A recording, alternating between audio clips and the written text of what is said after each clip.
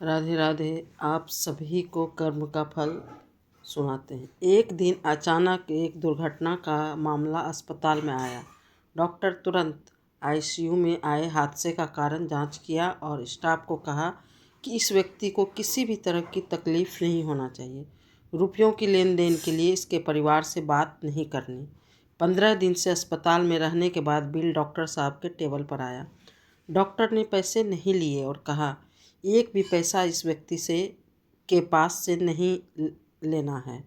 उसने अपने account manager को अपने पास बुलाया और डॉक्टर ने कहा, उस व्यक्ति को मेरे चैम्बर में लाया जाए और साथ में तुम भी आना। उस व्यक्ति की व्हील चेयर में ऑफिस में लाया गया।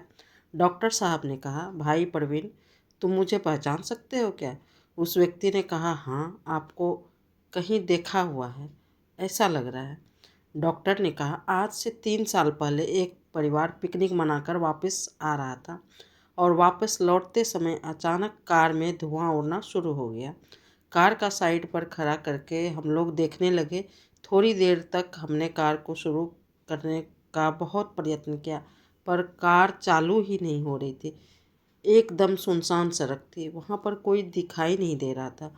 सूर्यास्त होने की तैयारी कर रहा था। परिवार के हर एक सदस्य के चेहरे पर चिंता छा गई थी। पति पत्नी, लड़के और बच्चे भगवान से प्रार्थना कर रहे थे और थोड़े ही समय में चमत्कार हुआ।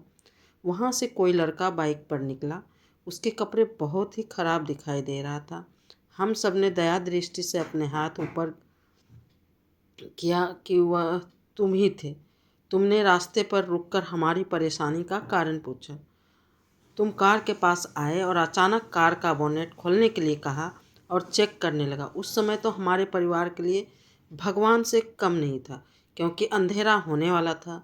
10 मिनट तक कोशिश करने के बाद तुमने हमारे कार को चालू कर दिया और हमारे सबके चेहरे पर आनंद छा गया था।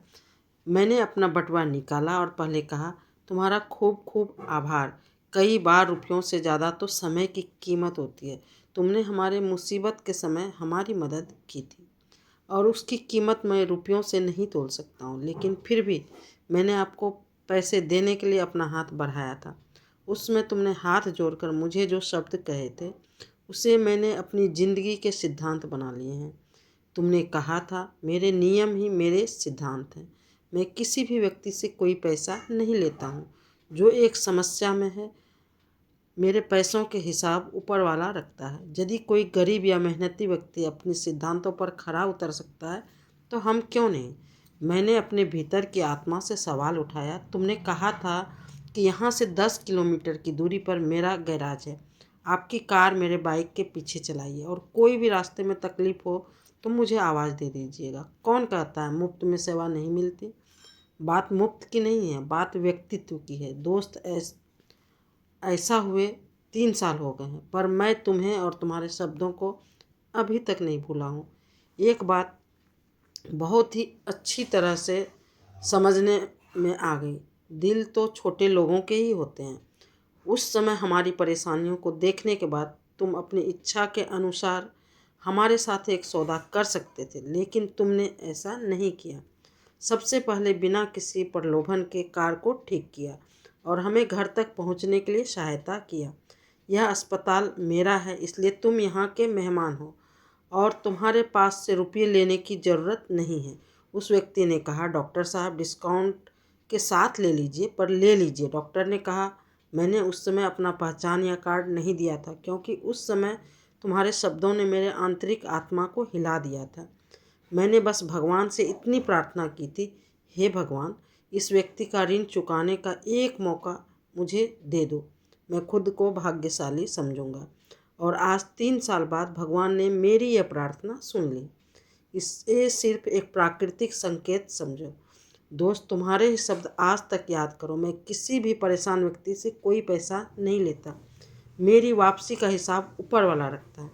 अपनी वापसी की गणना करने के लिए मेरे ऊपर वाले ने मुझे भेजा है, ऐसा मानो। अकाउंट मैनेजर डॉक्टर साहब के सामने देखता रह गया। डॉक्टर कहते हैं, प्रवीण, कोई भी तकलीफ होती है तो इधर आ जाना और मुझे कहना। अकाउंट मैनेजर के कंधे पर हाथ रखकर डॉक्टर ने बोला, किसी भी सुधार के लिए किसी मठ या गुरु की ज़रूरत नहीं होती है।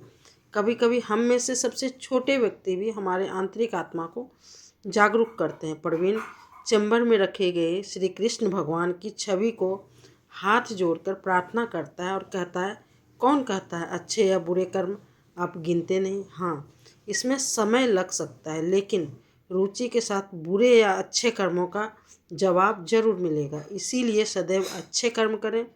हमेशा कोशिश करें कि हम किसी के खुशी का कारण नहीं बन सकते, तो किसी को तकलीफ़ देकर हम खुद को पाप का भागीदार